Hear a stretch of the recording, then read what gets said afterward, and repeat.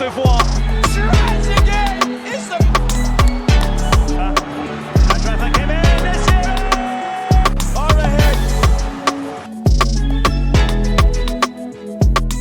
Shooting Bros, we are back, de retour avec une nouvelle vidéo. Dans cette vidéo, on parlera de la Côte d'Ivoire.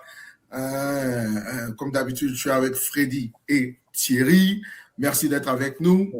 Shooting Bros, c'est parti. Let's go. Alors les gars, voici, on est de retour. Bon, d'abord, tout le monde, j'espère que vous avez passé de très bonnes fêtes de Noël. Voilà, nous aussi, on a pris une semaine de vacances voilà, pour rester en famille et tout. Voilà, mais on est de retour, donc ça fait que on n'a pas pu réagir sur les derniers matchs de la première journée, mais on va essayer tant bien que mal de se rattraper. Alors, dans cette vidéo, comme ça a été dit tout à l'heure, sera la Côte d'Ivoire. On vient d'assister à un match fou contre le Cameroun, le match tant attendu de cette deuxième journée de CAN, qui à la fin n'a pas, pour les neutres, je suppose pour les neutres, n'a pas été disappointing, n'a pas déçu. Il n'a pas déçu, ouais. Pas du tout. Le match était rempli d'action, n'est-ce pas? On s'est vraiment régalé niveau adversité, niveau show, en fait, l'intensité du match et tout. C'était vraiment au top. Et je pense qu'il y a beaucoup de choses à dire pour ce match-là, n'est-ce pas? Ouais, très bon match. Le derby de l'Afrique, comme certains l'ont appelé. Ça a été vraiment le derby de l'Afrique parce que il y avait un peu de tout, la physicalité, le beau jeu, l'intensité. Et du début à la fin, les deux équipes auraient pu gagner. Du début à la fin, c'était difficile à voir qui allait gagner, qui allait mettre le dernier but. À la fin, match nul. Résultat qui est fait pour les deux équipes. Je pense que tout le monde a eu des chances de gagner, mais bon. On prend le match nul et on avance. Ouais. Pour le match nul et on avance, effectivement. Ben voilà, il faut qu'on en parle, il faut qu'on en découvre avec ce match qui a été vraiment très scintillant, avec beaucoup d'actions de part et d'autre, comme vous l'avez dit, et puis beaucoup d'engagement. Moi, quand même, en tant que Côte d'Ivoire, supporter de la Côte d'Ivoire, je sors un peu de ce match assez déçu du résultat, parce que je pense que ce Cameroun-là, c'était un Cameroun très prenable. Et puis, on va parler aussi de décisions, pour moi, mythique, si tu veux, les décisions vraiment incompréhensibles de Faye Mers pour moi. Et puis voilà. Bon, allez, on rentre dans le match. On dirait que la Côte d'Ivoire était quand même favori. Il vient en tant que champion d'Afrique.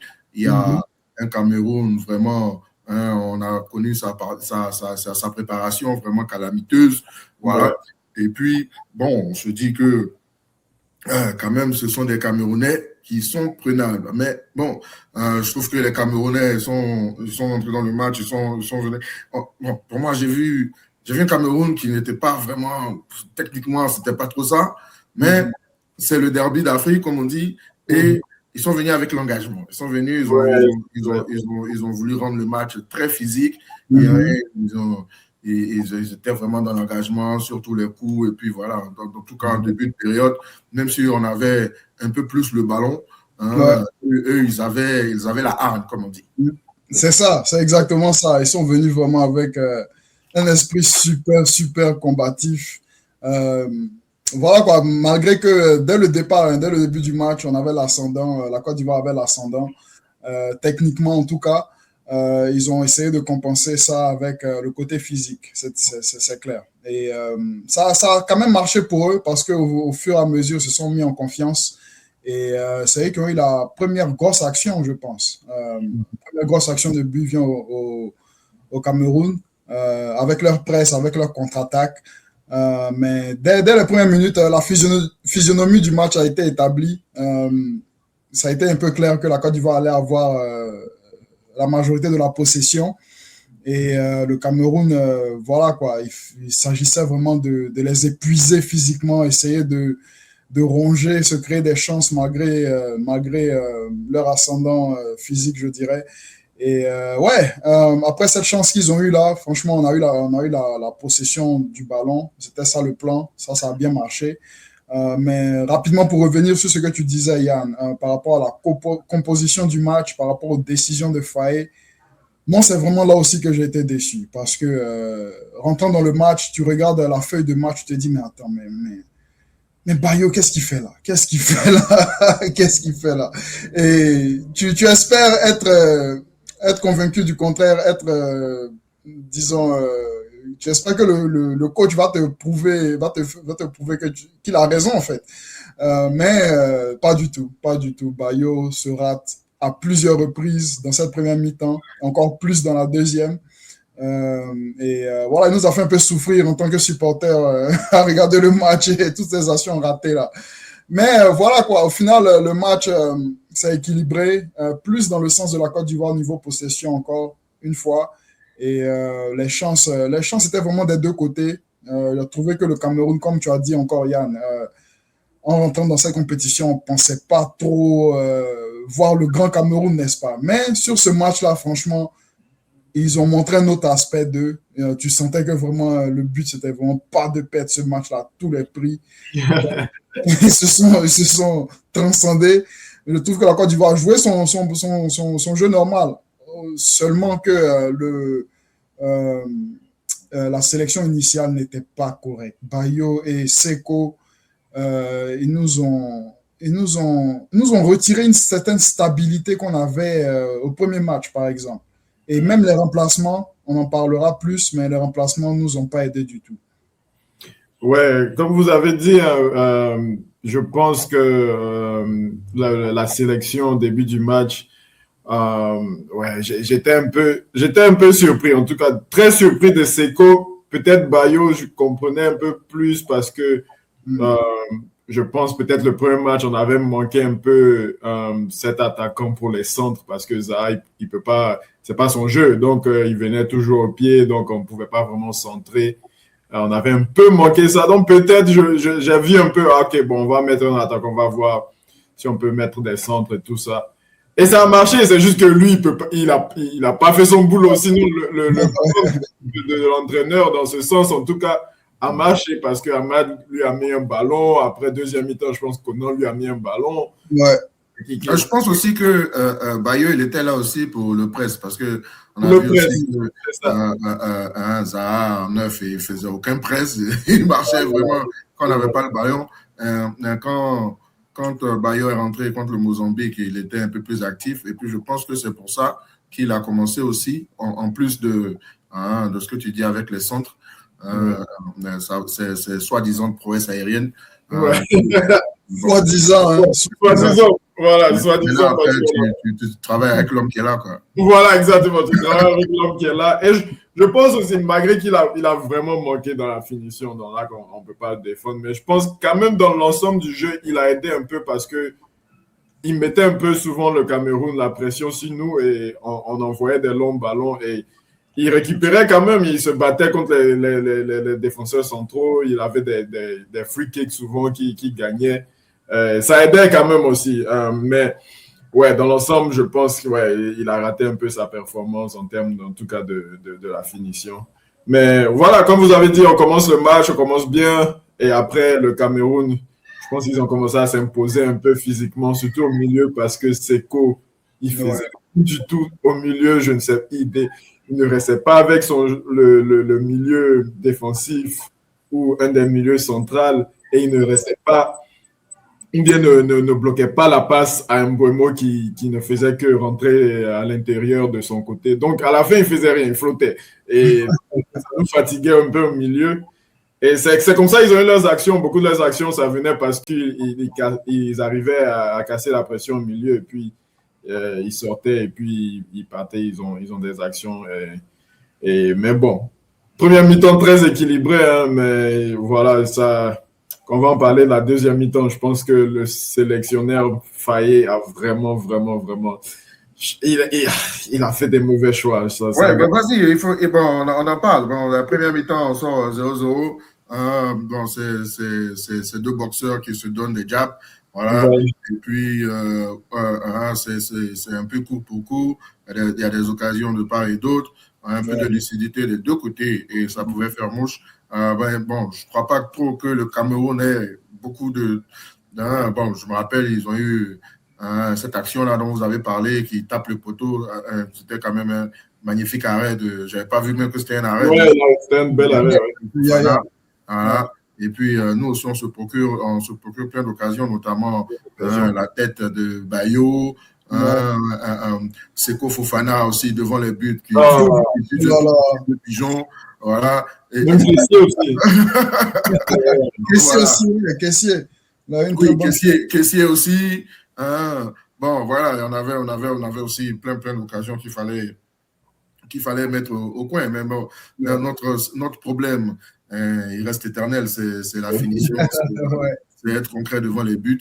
Et puis, bon, c'est ça qui nous fait mal actuellement.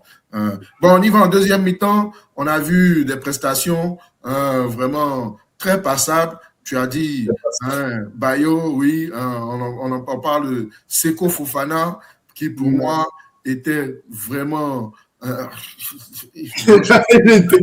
sais pas ce qu'il faisait, il était tout le temps au sol, ce gars. Au sol, bon, tu joues en 10, supposé, mais ta première passe, c'est le joueur qui est le plus proche de toi. Ouais. Aucune impulsion, aucune incision, aucune percussion dans le jeu. On a vu quand le petit Unai est rentré, il lui a montré une ou deux choses, comment on joue ce poste-là.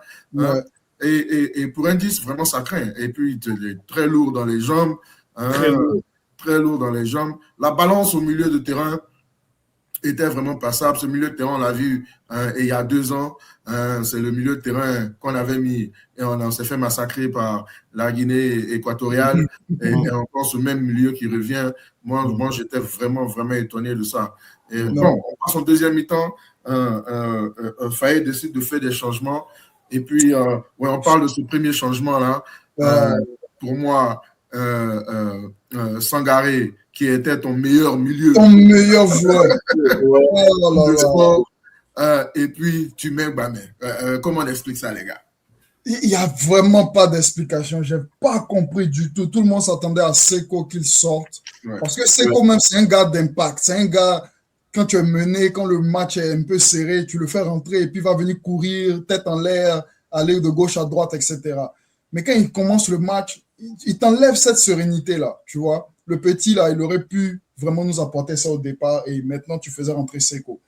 Il a fait l'inverse. Et là, en plus de ça, tu oublies Seko, tu fais sortir Sangaré qui vraiment envoyait cette assurance-là dans le milieu. Tu mets Bamé qui est complètement perdu dans le milieu. Toutes ces touches de balle étaient terribles.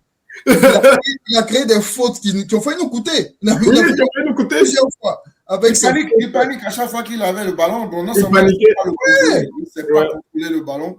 Bon, écoute, c'est pas de sa faute. Hein, c'est pas de sa faute. Lui, il est ce qu'il est. Bon, il a fait ce qu'il pouvait. C'est la personne qui le met dedans, là. C'est lui le problème pour moi. Et c'est le choix de Faye. Moi, je rime largement, même si tu veux changer. Mais série, au moins série. Balle au pied, tu sais qu'au moins il a l'assurance, même s'il n'a pas les jambes pour faire les courses de recovery, mais au moins il a l'assurance balle au pied. Mais Bamé, j'ai pas compris. J'ai compris tactiquement pourquoi il a fait, mais en termes de personnel, je pense pas. Parce que tactiquement, je pense qu'il a vu qu'en première période, vraiment le milieu était très ouvert, il n'y avait pas de jambes. C'est seulement Sangaré qui faisait pour moi le travail. Même Caissier en première mi-temps, c'était très lourd dans les jambes. Il se réveille un peu en deuxième. Donc, bon, je pense qu'il essaie de renforcer un peu le milieu. Mais la bonne personne pour ça, en fait. Exactement. Moi, je pense qu'il est en train de réfléchir un peu. Ce qu'on admirait de Faye il y a 2 ans, c'était quand il est venu, pertinent, ouais. quand il est venu, il a rétabli cette balance-là au milieu. Voilà. Parce qu'il avait vu, effectivement, que ces trois au milieu, là, ça ne marchait pas. Ouais. Et il est venu, il a rétabli la balance au milieu et ça lui a réussi. Mais là, tu reviens encore, il y a 2 ans avec les mêmes erreurs, c'est vraiment pour moi, c'est catastrophique. Ouais, c'était. Et même si, comme tu as dit, si tu veux renforcer le milieu, pourquoi tu fais sortir le milieu qui nous donnait au moins quelque chose, qui nous donnait au moins. Voilà. La stabilité, ouais, il calmait le jeu. Il calmait le jeu, qui interceptait les ballons, qui gagnait les 50-50. Si tu veux renforcer le milieu, tu fais sortir Seko, peut-être tu fais rentrer Bamin. Mais au moins, il y a Fofana et il y a Bamin là qui peut être là pour le combat physique. Ça a plus de sens comme ça. Mais voilà, tu fais rentrer Bamin qui rate tous ses ballons. Et même, tu vois les autres joueurs, lui dit, mais calme-toi, mais et tu vois, si c'était quelqu'un comme Inao Oulaï qui a 19 ans, on pourrait comprendre le track. Quand tu as 28 ans, 29 ans, tu joues. C'est ta deuxième canne. Voilà, tu es un professionnel quand même. Il y a des choses de base. Il était vraiment. C'était à chaque fois qu'il touchait le ballon, c'était vraiment. Il était dépassé par les événements. Ouais, dépassé par le match, par le moment. Et voilà, après, maintenant, voilà, le petit Unai rentre après et on voit son toucher, on voit le potentiel. Il me rappelait Neymou un peu, sa manière de jouer là. Ouais, un peu quand même, voilà, il n'a pas peur de percuter, il n'a pas peur de prendre les espaces. De traverser les lignes, de casser les lignes, un ballon au pied. Voilà. C'est ce qu'on voulait de Seko. C'est ce qu'on voulait de Seko, exactement. Et voilà, après, bon, les changements après ça, c'est un peu, comme on va dire, aléatoire. Voilà, Bayo qui sort pour Zaha. Oh non, c'était Guessant. Et puis Amad qui sort pour Zaha. Après, c'était un peu... Voilà, mais parlons de ça aussi. Parlons du remplacement aussi que je n'ai pas compris de Zaha pour Amad. Parce que pour moi, Amad, qui est ton joueur le plus dangereux, sur le côté gauche, le petit Yann Diomandé, qui était vraiment pris à deux pendant tout le match. Il n'a pas pu faire quelque chose. C'est lui qui n'est pas dans son match. Et cette place-là, c'est la place naturelle de Zaha. Exactement. Exactement. Naturelle de Zaha. Mais non, tu vas changer ton meilleur joueur offensif qui va créer les problèmes à n'importe quel moment. Et puis tu le fais sortir. Et puis en plus, tu les échanges d'elle. Vraiment, tu les mets même pas dans les conditions propices pour que les gars travaillent. Mais en fait, bon, Faye, moi je pense que vraiment sur ce match, il a montré ses limites. Parce que c'était catastrophique pour moi. Ouais, je pense qu'il a, je sais pas le terme exact, mais tu vois, quand tu fais un peu de trop, il voulait tellement coacher le match, tu vas pas coacher en fait, parce que tu n'avais pas à faire tout ça. Si même tu étais déjà venu avec ton 11 de départ que tu as eu au match précédent, tu avais déjà conservé une certaine continuité avec l'équipe, mais tu es venu vraiment bouleverser tout ça. Pourquoi en fait? L'effet n'a vraiment pas eu de rendement, pas du tout. Donc, franchement, la victoire était vraiment à notre portée. Il n'y a pas de... Le Cameroun était responsif, mais pas actif. C'est nous, on menait la charge, en fait. On leur a donné confiance à chaque fois, déjà même avec les contre-attaques, où on n'était pas tellement serein dans l'offensif. Voilà, et ça revient encore à la question du milieu. Et voilà, là où il faut changer le match, là où on a 1-1, on a réussi à poser le ballon. Et moi, je me disais, OK, forcément, on peut y aller encore. Il y a un but là qui nous attend. Les changements qu'il a fait, qui ont venu, c'est venu nous achever, en fait. Ces changements-là, c'est venu tuer le fait qu'on peut gagner ce match. Là, c'était vraiment conservation du résultat. Parce que Zaha, le temps qu'il va se mettre dans le match, une Guessant et tout. Et Zaha, il rentre à 5 minutes de la fin, pratiquement. Qu'est-ce que tu veux qu'il apporte? Il peut rien faire. Qu'est-ce que tu veux qu'il fasse? C'est vraiment hallucinant. Et puis, aussi, bon, parlons des buts, si vous voulez. Parlons des buts. Hein. D'abord, il y a le but d'Ahmad hein, qui est bien servi. Et puis, par mon crack du match. Il a fait un grand match. Voilà. Et puis, belle enroulée. Le gardien n'a aucune chance. Aucune chance. D'enlever ce ballon. Voilà. Et puis, ce qui nous casse pratiquement dans la foulée, de 2 à 5 minutes après, le Cameroun part. Qu'est-ce que vous pensez du but du Cameroun? Moi, je pense que c'est quand même une petite faute, même si le ballon était dévié. Yaya Fofana. Positionnement. Il faut montrer un peu d'agilité là. Il faut montrer un peu de. Bien, moi, je suis trop méchant, quoi. Je trouve que peut-être un peu méchant parce que personne peut penser que ça va rebondir comme ça et ça va monter. C'est vrai, peut-être dans son positionnement, peut-être c'était pas trop ça, mais vraiment c'est un rebond ça peut-être arrive une fois chaque 1000 ballons, tu vois. Et aussi ils s'élèvent comme s'ils ont gagné la Coupe du Monde. Ouais, mais c'est ça qui fatigue parce que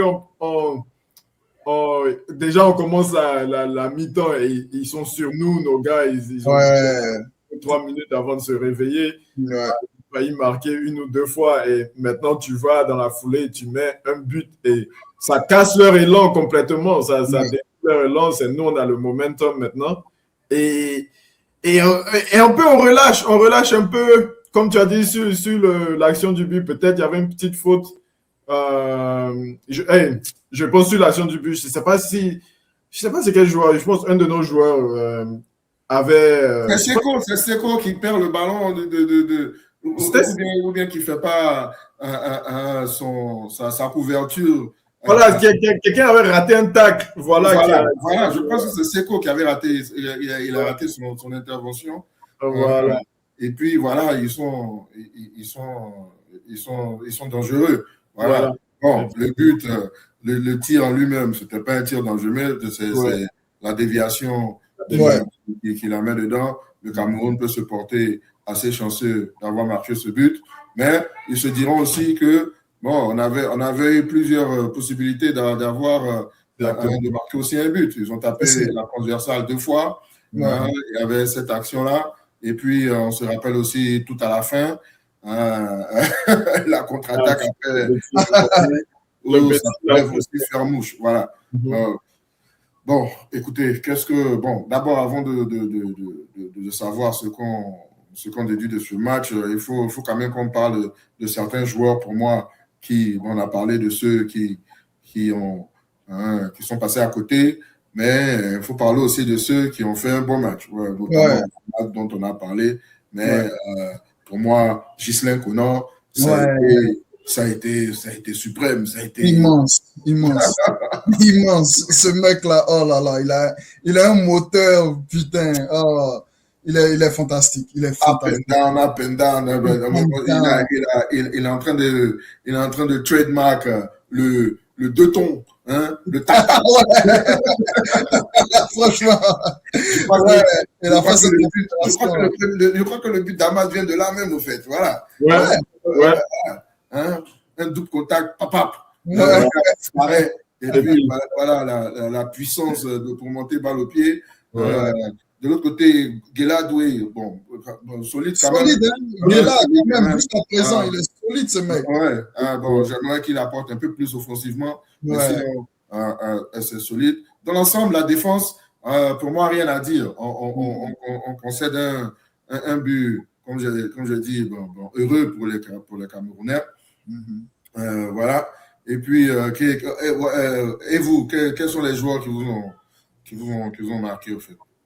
Ahmad, c'est clair. Ghislain Conan, super. J'ai bien aimé. Yann était bien. Yann Diomandé était bien.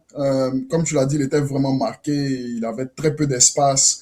Ils l'ont vraiment fermé. Je me dis qu'au fil du temps, au fil de la compétition, on va voir beaucoup plus de Yann. Surtout que là, maintenant, Ahmad a pris beaucoup de beaucoup de spots publicitaires.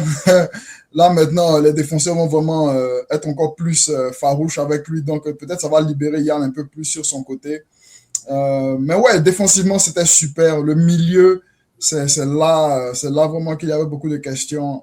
Sangaré, je pense qu'il était magnifique. Il était tellement posé, tellement serein. On jouait de derrière la première mi-temps, sans problème du tout. On ne sentait même pas le pressing. On sortait facilement. On sortait tellement facilement. Mais dès que de la faire sortir, on a perdu un peu cette efficacité-là. Et le milieu, je dirais Sangaré, mais à part ça, Kessié, il était un peu décevant sur ses actions ratées. Moi, je pense que c'est arrivé un peu en deuxième mi-temps. On avait un peu plus de... Et puis, on se rappelle aussi qu'il y avait ce but. Refusé, écoute, moi, je ne sais même pas. Quand je regarde les images, je ne vois pas le hors-jeu. Pourquoi ils ont posé des lignes? Pourquoi est-ce qu'ils n'ont pas. Voilà, il faut bien. Je ne sais pas si c'est allé à l'avant encore, mais bon, peut-être que c'est allé. À peine. Ouais. Il a fait comme s'il allait voir, mais déjà André l'avait déjà décidé en fait. C'était un peu rapide, j'ai trouvé. Très rapide. Quand on voit dans le match du Maroc où ils ont pris 4-5 minutes pour analyser celui de c'était quoi? Non, c'était Maroc ou quoi? Qui a joué contre Mali? Oui, c'était le Maroc. Maroc. Voilà. Et là, juste tac comme si c'était même pas tight, quoi. C'était même pas limite. C'était surprenant, mais ouais, comme vous avez dit, ces joueurs dont vous avez parlé, vraiment, ils m'ont impressionné, surtout Ghislain Conan. Diomandé, j'ai trouvé qu'il était bon, malgré le marquage. Tu vois, dans ses touchés de balle, comment son intelligence pour un joueur si jeune, parce qu'on connaît les ailiers très jeunes, peut-être ils savent dribbler, mais les décisions, c'est pas trop ça, mais pour un joueur si jeune, cette décision, vraiment, c'est top. C'est top. Mais voilà, quoi. Je pense, voilà, comme on a dit, ça m'a un peu énervé quand, bon, pas énervé, mais déçu. Quand on prend le but, peut-être c'est à cause aussi, peut-être de voilà, comme tu as dit, Bamin qui rentre et qui casse un peu dans le jeu. Mais quand on prend le but, on commence à descendre, on commence à les laisser jouer. Non, je crois que Bamin rentre juste après ça. Après le but. Il rentre juste après ça. Et ça a été vraiment un remplacement très négatif de Faye. Mais c'est comme s'il a eu la peur au ventre. Et il nous met quelqu'un qui a aussi peur que lui. Exactement, voilà. Et on commence à descendre. Et même dans ça, plusieurs fois, il nous donne le ballon. Il nous donne jouer et nous donne le ballon parce que il faisait les longs ballons. Nos deux défenseurs centraux déjà. Indica Kosonou, tu peux rien faire. Ils gagnent. Ils gagnent tout. Ce sont des monstres. Donc, quand ils envoient les longs ballons, à chaque fois on prend, on a la contre-attaque et quelqu'un va faire une fausse passe, quelqu'un va gâter, comme tu as dit, déjà même plusieurs fois. Mais Kessie aussi souvent, les ballons où il a l'espace, il peut mettre à Ahmad, il peut mettre à Diomandé, ça n'arrive pas, tu vois, c'est des trucs comme ça, ça fatigue un peu alors qu'on avait l'occasion d'aller tuer ce match. Et puis si on mettait un autre but, c'était fini. Ils ont marqué, je pense après leur but, ils ont plus rien eu, hein, vraiment. Voilà, ils ont le coup franc d'Mbemo qui était un peu proche, mais ça encore, c'est à cause de Babel. Il a le ballon, il est tout seul. S'il voit du noir, si c'était en noir, il panique. Le gars encore à 15 mètres de lui. Donc, il veut faire une passe et puis il se rate. Et après, il veut se rattraper et il descend le gars. Mais ce sont des professionnels. Non, mais là, franchement, Faye, il doit connaître le prochain match. Mais le mal était déjà fait depuis la liste initiale, de toute façon. Parce que là, si tu comptes le nombre de passagers qu'on a dans cette liste, c'est ça. C'est ça le problème. Parce que quand tu n'as pas Pépé, quand tu n'as pas Adingra, pour faire des changements offensifs qui sont percutants, ça ne sera pas évident. Parce que, à part Amad Diallo, qu'on voit jusqu'à présent, c'est lui qui qui arrive à trouver le chemin des filets, ça sera un peu compliqué. Il va falloir que les autres se réveillent offensivement, en tout cas. Le milieu, là, on sait, on a vraiment beaucoup parlé. Je ne sais pas exactement ce qu'il va faire. Peut-être qu'il va refaire confiance à Série. Il sera obligé. Moi, je pense qu'il sera obligé. Ou bien, moi, je ne sais pas. Moi, je mettrais Oulaï. Le petit, il n'est pas mal du tout. Quand il est rentré, il a montré de très, très, très belles choses dans son courage. Moi, je pense que c'est très courageux parce que moi, à son âge, si je suis remplaçant et que je vois un match aussi physique, quand je rentre avec mon style technique, bon, peut-être que je me dis qu'ils vont me taper, tu vois. Mais il n'a pas eu peur de tout ça. Quand il avait le ballon, il perce un, il perce deux. Et puis, bon, même si on le tape, il tombe et puis il se relève. Voilà, il était très courageux, depuis très technique. Bon, on a eu un peu chaud avec lui à la fin. Qu'est-ce qu'il voulait faire là? Il rentre dans la foule. Je ne sais pas ce qu'il voulait faire. Je ne sais pas ce qu'il voulait faire. Il a failli un peu nous tuer là. Comme j'ai dit, qu'il aille caresser les coronas. Qui sauve sa carrière internationale là, parce que là, je ne sais pas si on allait le revoir après. Sérieusement. Ok. On a besoin d'un très bon massage pendant au moins 2 jours de Jolaï. Il le sauve complètement. Mais voilà. Moi, c'était ça le but au fait pour moi. C'était de gagner ce match-là. Et le troisième match, ben, écoute, on fait tourner et puis on regarde un peu les jeunes, on voit s'ils peuvent, truc. Mais là encore, on se met encore dans des difficultés. Et puis, voilà, ça sera encore un match très tendu. Parce que, comme on sait le faire, quoi. Ouais, comme on sait le faire. Vas-y. Ouais, comme tu dis, comme on sait le faire, je pense quand même qu'il devrait un peu faire des changements. Il devrait faire des changements. Pas trop, mais je pense que 2-3 changements, ça serait bien. Comme on a dit le petit, s'il peut commencer, ça serait bien. Je pense essayer un autre attaquant, Bayo.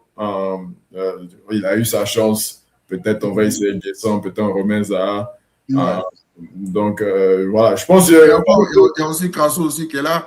Bon, c'est ça le problème. Tu as pris des attaquants. Tu as vraiment confiance en aucun, quoi.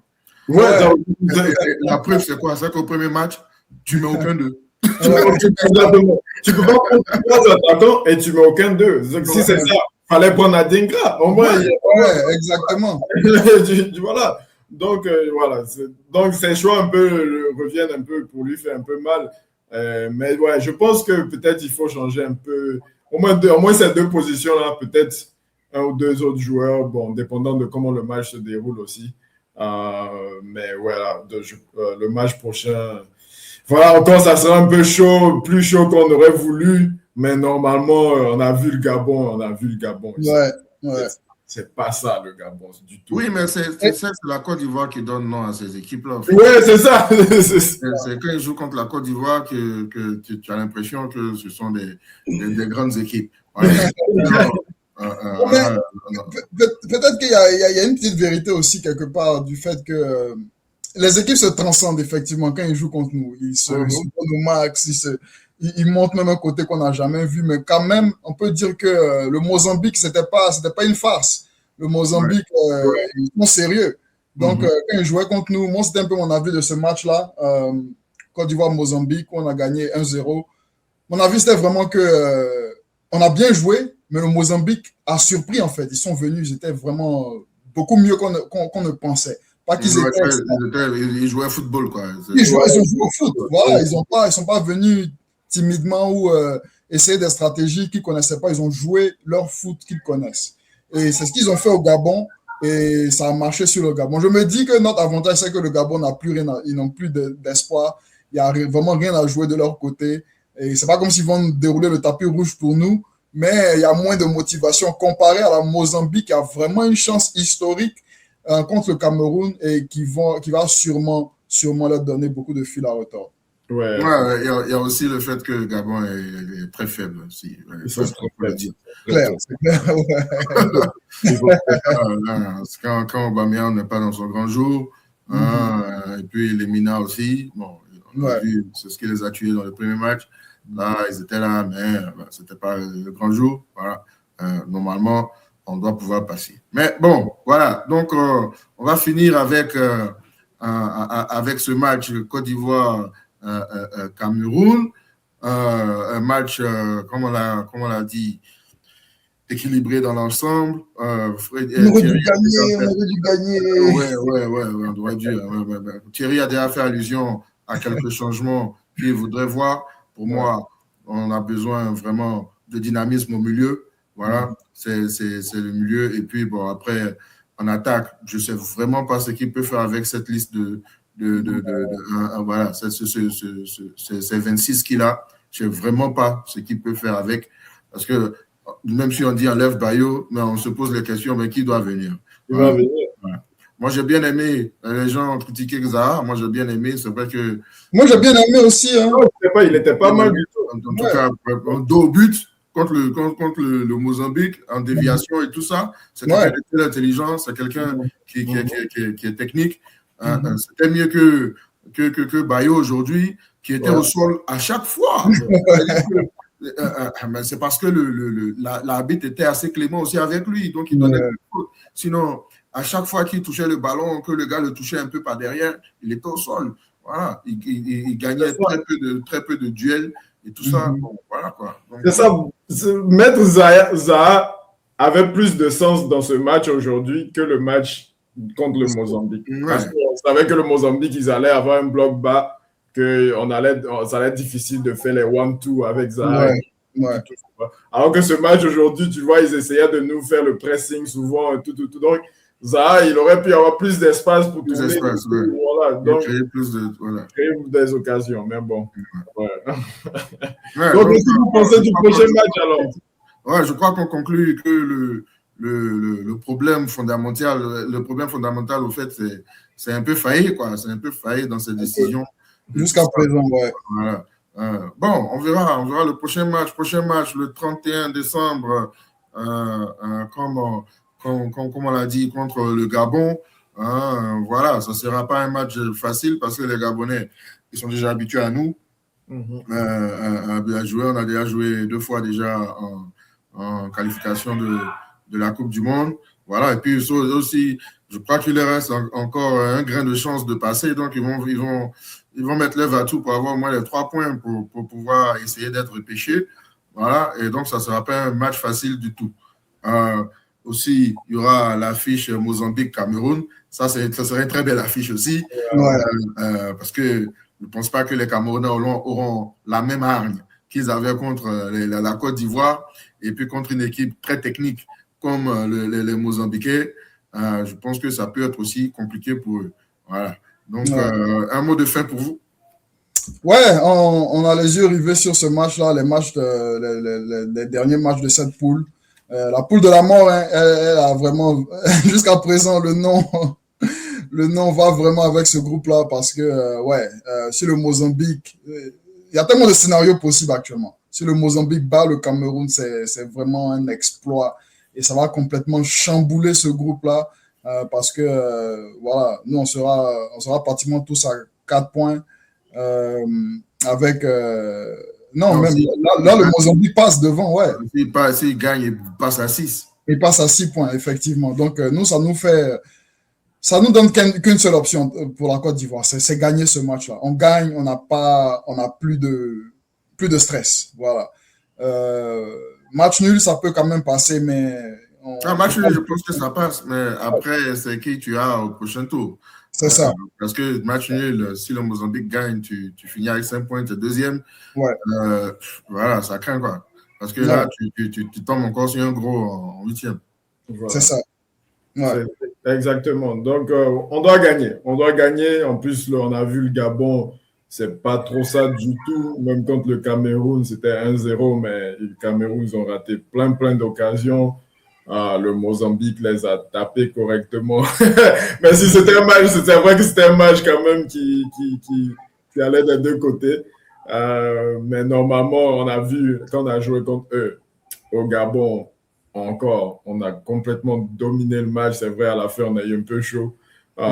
Mais si on joue comme ça encore et qu'on finit, on gagne ce match. Donc, normalement, je pense on s'impose, on les prend au sérieux.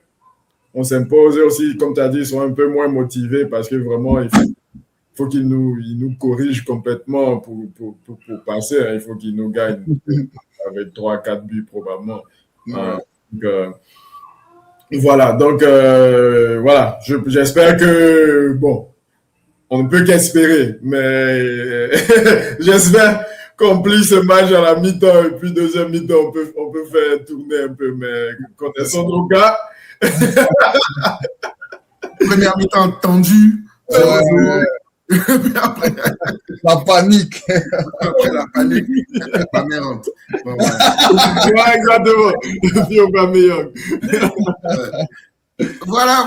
Bon, on va terminer ici. Les gars, laissez-nous en commentaire vos avis, si vous êtes ivoirien. Laissez-nous savoir si vous êtes d'accord avec nous ou qu'est-ce que vous avez pensé du match. Si vous êtes camerounais, je suppose que vous n'êtes pas vraiment d'accord avec nous. Mais bon, laissez-nous savoir aussi en commentaire. Voilà, on prend tout. Et puis, voilà, sonnez la cloche de notification pour avoir les informations sur nos prochaines vidéos. Et puis, laissez-nous un coup de pouce. Voilà, merci pour votre soutien. On se voit dans la prochaine vidéo. Feuding Bros. Peace out. Peace. And Côte d'Ivoire.